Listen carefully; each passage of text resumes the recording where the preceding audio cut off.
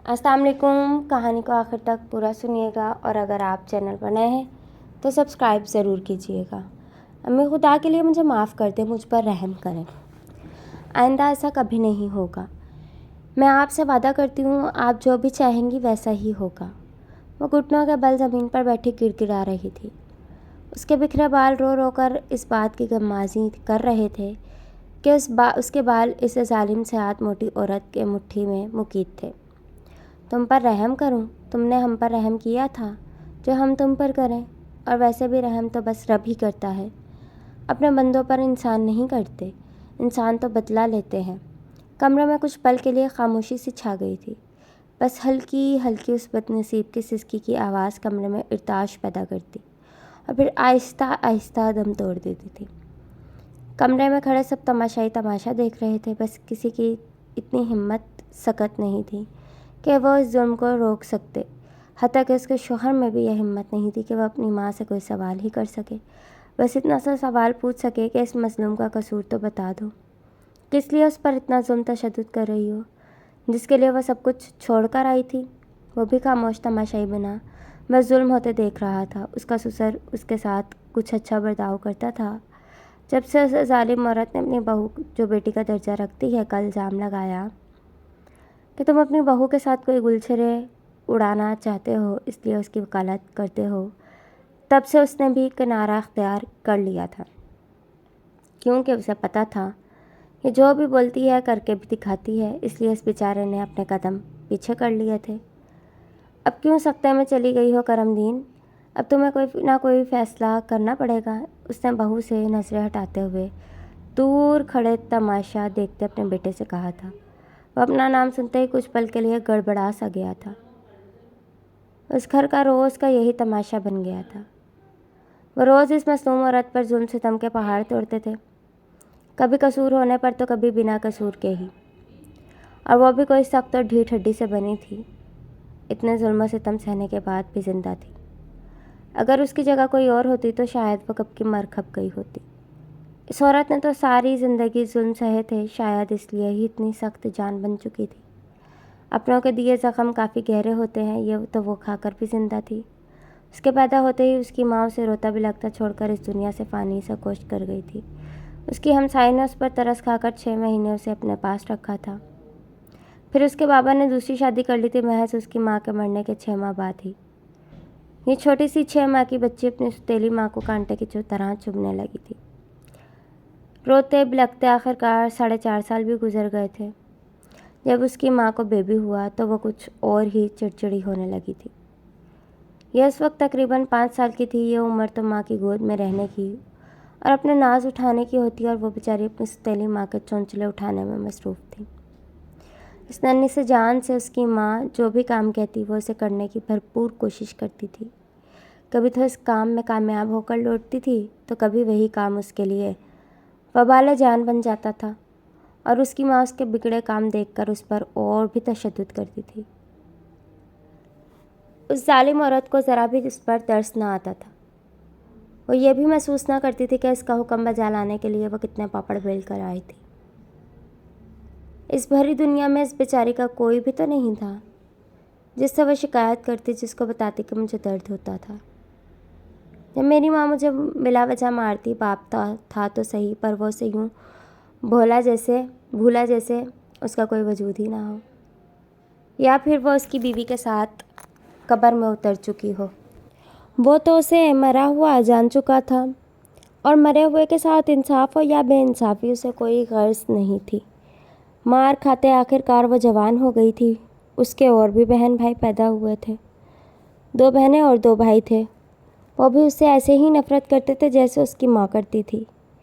उन सब में उसका छोटा भाई अरसलान उर्फ सनी था, जिसको उससे दिली हमदर्दी थी, पर वो अपनी माँ से कहता कुछ भी नहीं था। बस इतना था कि छुप छुपा कर आते जाते उसके हाथों पर कुछ ना कुछ पैसे रख देता था, जिस पर वो भी खुश हो जाती थी कि चलो भाई ने इतनी तो खबर ली। एक दिन उसकी छोटी बहन रानिया को कॉलेज का दोस्त आमिर उससे मिलने आया था। क्योंकि रानिया कुछ दिनों से बीमारी की वजह से कॉलेज ना जा सकी तो वह उसकी खैरियत मालूम करने आया था। رانیہ تو گھر پر نہیں تھی۔ اس کی سوتیلی ماں نے آرڈر دیا تھا کہ عالیہ جا کر دروازے پر دیکھو کون آیا ہے۔ نہ چاہتے ہوئے بھی عالیہ نے دروازہ کھولا تو سامنے کھڑے شخص نے بڑی محبت سے اس لڑکی کو دیکھا تھا جس کی معصومیت نے اسے اپنا دیوانہ بنا دیا تھا۔ اس نے گھر جاتے ہی رولا مچا دیا کہ شادی تو وہ عالیہ سے ہی کرے گا، ورنہ وہ کبھی شادی نہیں کرے گا۔ ان سب باتوں سے عالیہ بے خبر تھی۔ عالیہ تو یہ بھی نہیں جانتی تھی کہ اس کی بہن رانیہ اس لڑکے سے ٹوٹ کر محبت کرتی تھی۔ وہ بیچاری ان سب باتوں سے بے خبر تھی۔ دوسری طرف عالیہ کی سوتیلی ماں کو رانیہ کا پتہ تھا کہ وہ اپنے کالج کے دوست عامر سے بہت محبت کرتی ہے، اور جب اسے یہ پتہ چلا کہ عامر رانیہ کا دوست عالیہ کو چاہتا ہے تو اسے سخت غصہ آیا تھا۔ اس نے عالیہ کو گالیاں دینا شروع کر دی تھی۔ تو پیدا ہوتے ہی مر کیوں نہیں گئی تھی؟ اپنی ماں کی طرح تو بھی منو مٹی تلے چلی جاتی۔ میری بیٹی کی خوشیوں کی قاتل ہے تو۔ اس کی ماں نے اس پر وہ تشدد کیے جس کی انتہا نہیں تھی۔ وہ بس روتی رہی، اماں میرا قصور تو بتاؤ۔ اس بیچاری کو تو پتہ ہی نہیں تھا کہ کس وجہ سے اس پر اتنا تشدد کیا جا رہا ہے۔ تو اب میرے منہ پر بولنے لگ گئی ہے۔ یہ دن بھی میرے مالک نے مجھے دکھانا تھا۔ پال پوس کر جوان کیا، اب وہی مجھ سے سوال کرنے لگی ہے۔ وہ روتے پیٹتے ہوئے اپنے بال نوچنے لگی تھی، جس پر سب بہن بھائی کو بہت غصہ آیا تھا۔ اس کا بڑا بھائی جو اپنی ماں کی کاپی تھا لگائی بجھائی میں، وہ بالکل اپنی ماں پر گیا تھا۔ اس نے ہی مشورہ دیا تھا کہ اس کی شادی کر دی جائے، وہ بھی کسی بوڑھے شخص کے ساتھ۔ اس کی بات اس کی ماں کے دماغ کو جا لگی تو اس نے فوراً ہی اقبال خالہ جو رشتے کرواتی تھی کو بلاوا بھیجا تھا۔ وہ بھی دوڑی چلی آئی تھی خیر خیریت معلوم کرنے کے بعد۔ اماں نے گوہر افشانی کی تھی، خالہ تیری بڑی تعریف سنی تھی اس لیے تجھے بلایا ہے۔ اگر تیرے پاس کوئی رشتہ ہے تو مجھے ضرور بتانا۔ اب میری بیٹی جوان ہو گئی ہے تو اس کے لیے رشتہ چاہیے تھا۔ اگر ہاتھ پیلے نہ کروں تو دنیا مجھے جینے نہیں دے گی۔ کہ سوتیلی ماں نے بھی ابھی تک اس لڑکی کے ہاتھ پیلے نہیں کیے۔ وہ اپنے ململ کے دوپٹے کو آنکھوں پر رکھ کر مصنوعی روتے ہوئے بولی تھی، بیٹی تو فکر نہ کر، میرے پاس رشتوں کی لائن لگی ہے۔ کل ہی میں تیری بیٹی کے لیے ایک بہت ہی اچھا اور نیک رشتہ لے کر آؤں گی۔ خالہ اقبال نے اس کے سر پر شفقت بھرا ہاتھ رکھ کر اسے تسلی والے لہجے میں کہا۔ خالہ ایک اور بھی مسئلہ درپیش ہے، اس نے مکاری سے کہا۔ کون سا مسئلہ میری بچی؟ خالہ آپ کی بیٹی کا کہنا ہے اسے ایک بوڑھے شخص سے ہی شادی کرنی ہے، ورنہ وہ ساری زندگی کنواری رہے گی۔ اس نے بڑی ہی چالاکی کے ساتھ کہا تھا۔ آہاں، یہ عجیب بات ہے۔ ہر کوئی چاہتا ہے اسے جوان لڑکے کے ساتھ شادی کرنی ہے، یہ کیسی لڑکی ہے جو چاہتی ہے اسے بوڑھے کے ساتھ شادی رچانی ہے؟ اقبال نے ناک پر ہاتھ رکھ کر بڑے تجسس سے پوچھا۔ اماں آج کی لڑکیوں کا ہمیں نہیں پتہ، ان کے دل میں کیا چل رہا ہوتا ہے۔ اب مجھے نہیں پتہ اس کے دل میں کیا بات ہے، بس اس کا پیغام آپ کو پہنچا دیا ہے۔ آپ بھی یہ بات یاد رکھنا، اسے کسی بوڑھے شخص سے شادی کرنی ہے۔ اس کے سامنے ٹرے میں جوس کا گلاس رکھتے ہوئے کہا۔ وہ سر اس بات میں ہلا کر رہ گئی تھی۔ پھر اقبال بوا نے بھی جلدی دکھائی تھی۔ 2 یا 3 دن کے اندر ہی اندر وہ ایک 40 سالہ مرد کا رشتہ لے آئی تھی جس کا نام کرم دین تھا۔ کرم دین کی بیوی بچہ پیدا کرتے ہوئے اسے کوئی اندرونی پیچیدگی ہوئی جس کی وجہ سے وہ بیچاری یہ دنیا چھوڑ کر چلی گئی تھی۔ اس کا ایک بیٹا ایک بیٹی پہلے سے تھے، ابھی وہ چھوٹے تھے۔ ان بچوں کی دادی اتنی بڑی ذمہ داری اپنے ناتوا کندھوں سے ہٹانا چاہتی تھی۔ اس کا کہنا تھا اتنی طاقت نہیں ان بوڑھی ہڈیوں میں کہ وہ ان بچوں کی دیکھ بھال کر سکے۔ سوچ لیے ہی وہ اپنے بیٹے کی دوسری شادی کروانا چاہتی تھی۔ پھر جلدی میں یہ رشتہ ہو گیا تھا۔ اس کے باپ کو بھی کوئی اعتراض نہیں تھا، اس لیے جھٹ منگنی پٹ بیاہ ہوا تھا۔ کسی نے پوچھ گچھ کی زحمت تک گوارا نہیں کی تھی، سو وہ 2 دن میں ہی بیاہ کر اپنے گھر آ گئی تھی۔ وہ لوگ بھی کافی ظالم تھے، روز ہی اس بیچاری پر تشدد کرتے۔ وہ کسی مسئلے میں اگر بول دیتی تو بھی اس پر یہی ظلم ہوتا، اور اگر نہ بولتی تو بھی یہی تشدد ہوتا۔ ایک دن اس کی ساس نے چھڑی کے ساتھ اس پر حملہ کیا تھا۔ اس نے آگے بڑھ کر وہی چھڑی ان سے چھین لی جس پر اسے مزید تشدد کا نشانہ بنایا گیا تھا۔ آج تم نے فیصلہ کرنا ہوگا کرم دین، آج تمہاری بیوی نے میری چھڑی پکڑی ہے تو کل اسی چھڑی کے ساتھ تیری ماں کو بھی مارے گی۔ اب تم نے اسے طلاق دینی ہوگی۔ وہ غضبناک لہجے میں بولی، امی اللہ نہ کرے کہ کبھی ایسا دن آئے، مجھ سے بہت بڑی غلطی ہو گئی تھی، پلیز مجھے خدا کے لیے معاف کر دیں۔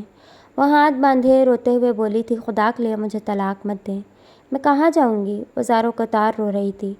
ابے بغیرت، تو خاموش کیوں کھڑا ہے؟ سن نہیں رہا جو میں بول رہی ہوں؟ بہرا ہو گیا ہے تو؟ زلیخا نے خاموش کھڑے اپنے بیٹے کو غیرت دلانی چاہی تھی۔ میں اپنے ہوش و حواس میں تمہیں طلاق دیتا ہوں، خدا کے لیے ایسا مت کرو۔ وہ آگے بڑھی تھی، پہلا پتھر اس کے دل پر لگا تھا۔ طلاق دیتا ہوں؟ نہیں نہیں پلیز ایسا مت کرو۔ وہ کچھ اور آگے بڑھی تھی، دوسرا پتھر اس کے وجود پر پڑا تھا۔ طلاق دیتا ہوں۔ تیسرے پتھر نے اس کے اعصاب ڈھیلے کر دیے تھے۔ وہ لڑکھڑا کر سامنے پڑے صوفے پر گر سی گئی تھی۔ اس کی بولنے کی سکت ہی چھن چکی تھی۔ وہ آنکھیں میچے درد کسی کیفیت میں مبتلا بیٹھی تھی۔ طلاق دینے کے بعد وہ اس کے پاس آیا، اس کے گھٹنوں کے پاس پنجوں کے بل زمین پر بیٹھا تھا۔ کچھ پل وہ اسے دیکھتا رہا، پھر بہت ہی آہستگی سے کہا، ہو سکے تو مجھے معاف کر دینا۔ میں نے تمہیں اس لیے طلاق دی کہ میں تم کو روز روز اس گھر میں مرتے ہوئے نہیں دیکھ سکتا تھا۔ میری پہلی بیوی بھی اس طرح ظلم سہتے ہوئے اس دنیا سے چلی گئی تھی۔ میں نہیں چاہتا تھا تم بھی اس طرح اس دنیا سے جاتی۔ یہاں یہ ظلم شروع سے ہی ہوتا آیا ہے۔ میں چاہتا تھا کہ کوئی ایسی لڑکی میری زندگی میں آتی جو یہ ظلم روکتی، میری ماں کو سبق دیتی، پر افسوس تم بھی اوروں کی طرح بزدل نکلی۔ اس لیے میں نے تمہیں مزید ظلم نہیں سہنے دیا اور آزاد کر دیا۔ اس قفس سے تم جا کر کسی اپنے جیسے اچھے انسان سے شادی کر لینا۔ اتنا بول کر وہ کمرے سے باہر چلا گیا تھا۔ میں جب گھر سے نکلی تھی، صبح سویرا تھا، اب تو شام ہونے والی تھی۔ وہ اپنی ماں کے گھر نہیں جانا چاہتی تھی، اس لیے اپنے لیے کوئی چھوٹا سا گھر کی تلاش میں تھی۔ وہ اپنی سوچوں میں اس قدر محو تھی کہ اسے سامنے سے آتی سفید گاڑی بھی نظر نہ آ سکی تھی۔ وہ جیسے ہی آگے بڑھی، گاڑی اسے ایک ٹکر مار کر آگے بڑھ گئی تھی۔ عامر نے بیک مرر سے اس کا وجود دیکھا جو سڑک کے دوسرے کنارے پڑا تھا۔ اس نے گاڑی کو بیک کیا اور گاڑی سے اتر کر بھاگتے ہوئے اس وجود تک پہنچا تھا۔ پہلے تو اسے شک ہوا تھا، جب قریب سے دیکھا تھا تو اسے اس شک کا یقین میں بدل گیا تھا۔ وہ اس وجود کو کیسے بھول سکتا تھا جسے مانگنے کے لیے وہ راتوں میں اٹھ کر اللہ سے گڑ گڑا کے روتا تھا، اللہ کو پکارتا تھا، اسے اپنے نصیب میں لانے کے لیے گڑ گڑاتا تھا۔ جب اسے پتہ چلا کہ اس کی شادی ہو گئی تھی تو تب سے وہ اندر سے مر چکا تھا، ٹوٹ چکا تھا۔ اسے زندگی میں پہلی بار کسی لڑکی سے اتنی محبت ہوئی تھی اور وہ اسے نہ ملی تو وہ اندر سے خالی ہو چکا تھا۔ اس نے کالج جانا چھوڑ دیا، اسموکنگ کرنے لگا، اسے بھولنے کی ہر ممکن کوشش کی پر اسے بھلا نہ سکا تھا، اور آج یوں اور اس حالت میں وہ اسے ملی تو اسے قسمت پر رونا آیا تھا۔ کیا حالت ہو گئی تھی اس کی! اس کی آنکھوں کے نیچے سیاہ حلقوں نے ڈیرے ڈالے ہوئے تھے، چہرہ ہلدی کی طرح پیلا تھا۔ وہ اسے اٹھا کر گاڑی میں ڈالے ہاسپٹل پہنچا۔ ڈاکٹرز نے اس کی مرہم پٹی کی۔ 3-4 گھنٹوں کے بعد جب وہ ہوش میں آ چکی تھی، السلام علیکم، کیسی طبیعت ہے اب آپ کی؟ وعلیکم السلام، جی اب میں کافی بہتر ہوں، پر آپ کون؟ وہ اسے حیرانی سے دیکھتے ہوئے بولی، آپ میری گاڑی کے نیچے آ گئی تھیں اور میں عامر ہوں، آپ کی بہن رانیہ کا دوست۔ آپ کو شاید بھول گیا ہوں، ایک بار میں آپ کے گھر میں آیا تھا۔ وہ اسے کچھ یاد دلانے کی کوشش کرنے لگا۔ جی مجھے یاد آ گیا ہے، کیسے ہیں آپ؟ وہ مسکراتے ہوئے بولی، شکر ہے آپ کو یاد آ گیا، میں بالکل ٹھیک ہوں۔ اس نے کچھ افسردگی سے کہا، کیونکہ جسے وہ نہیں بھلا سکا تھا تو وہ کیسے اسے بھول گئی تھی۔ کچھ دیر بعد ڈاکٹرز نے اسے ڈسچارج کر دیا تھا تو وہ اسے اپنے گھر لے آیا تھا۔ اس کی ماں نے خوش دلی سے اسے گلے لگایا تھا کچھ دن ان کے گھر رہنے کے بعد۔ اب اسے نئی فکر تھی کہ وہ کہاں جائے۔ اس وجہ سے اس نے آنٹی سے بات کی کہ اگر آپ کی نظر میں کوئی گھر ہے تو مجھے بتائیں، میں رینٹ پر لینا چاہتی ہوں۔ بیٹی ایک بات کہوں تم سے؟ جی آنٹی کہیں۔ اس میں پوچھنے والی کون سی بات ہے؟ کیا تم میرے بیٹے سے شادی کرو گی؟ میرا بیٹا تمہیں بہت پسند کرتا ہے، آج سے نہیں، وہ تم سے بہت پہلے سے شدید محبت کرتا ہے۔ میں دعوے کے ساتھ کہتی ہوں تمہاری آئندہ زندگی بہت پرسکون گزرے گی۔ آمنہ نے اس کے سر پر شفقت بھرا ہاتھ رکھ کر پوچھا۔ وہ اتنی محبت پاتے ہی رونے لگی تھی۔ آنٹی شاید میری قسمت میں سکون کا لفظ لکھنے والے نے کہیں پر بھی نہیں لکھا تھا۔ پھر اس نے روتے ہوئے اپنی شروع سے لے کر اب تک کی ساری زندگی کی کہانی انہیں سنا دی تھی۔ بیٹی تمہاری زندگی واقعی دکھوں سے بھری ہے، مجھے بہت تکلیف ہوئی ہے سب سن کر۔ تم اللہ کی بہت ہی کوئی نیک عورت ہو، تبھی اللہ پاک نے تمہیں اتنے دکھ اور آزمائشیں دی ہیں، کیونکہ وہ اپنے پسندیدہ بندوں پر ہی اتنا بوجھ ڈالتا ہے۔ اب مجھے لگتا ہے میرے رب کو بھی تم پر پیار آ گیا ہے، تم رب کی نظر میں کامیاب ہو گئی ہو، میرے بیٹے کی شکل میں تمہیں ایک فرشتہ مل رہا ہے، اسے مت ٹھکرانا بیٹی، تمہیں ساری زندگی کی ناکامیوں کا اجر اس کی شکل میں مل رہا ہے، تم میرے بیٹے سے شادی کر لو، مجھے امید ہے اس بار تم مایوس نہیں ہوگی، میرا بیٹا تم سے بہت محبت کرتا ہے۔ آمنہ نے اٹھ کر اسے گلے لگاتے ہوئے کہا۔ ان کی محبت دیکھتے ہوئے اس نے اپنی سر اس بات میں ہلا کر اپنی رضامندی ظاہر کر دی تھی۔ اس کمرے میں بیٹھے تینوں کے ہونٹوں پر ایک دل فریب مسکراہٹ نے احاطہ کیا ہوا تھا۔ اللہ حافظ۔